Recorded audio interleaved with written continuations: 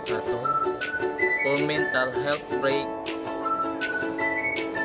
self-expression for 7 days.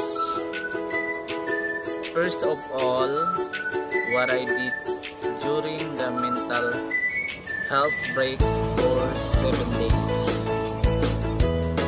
was that I just helped my parents like washing my clothes.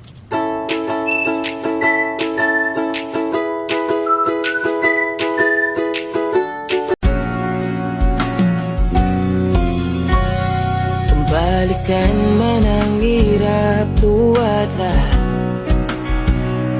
Ikaw ang paborito kong desisyon at huwag na palikiran ang ingay at ang gulo. Di ko pagpapalit ngiti mo sa mundo. Ito tayo sa huli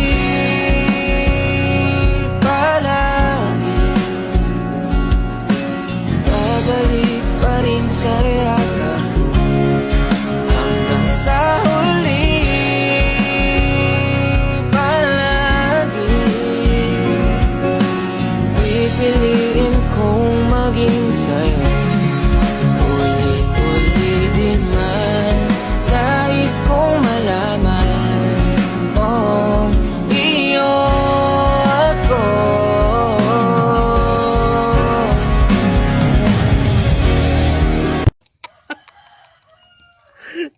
And I also went with my father to eat food, and after that we would go home to going to eat.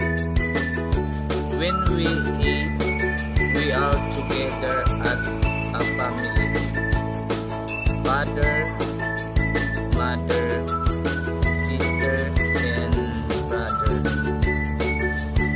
And sometimes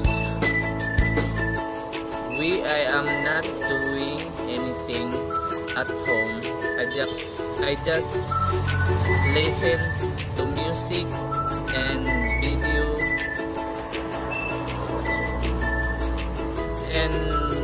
and watching videos for entertainment. And sometimes I also do TikTok to be stress free. Alo, salut, sunt eu, Haidu, și te rog, iubirea mea, primește fericirea. Alo, alo, sunt eu, Picasso, ți-am dat beat și sunt voinic, dar să știi, nu șer nimic. That's all I did in 7 days mental health break, mom, and wassalam. So by the way, my name is Al-Mutsni J. Abraham, student from Sulu State College, and study of Bachelor of Science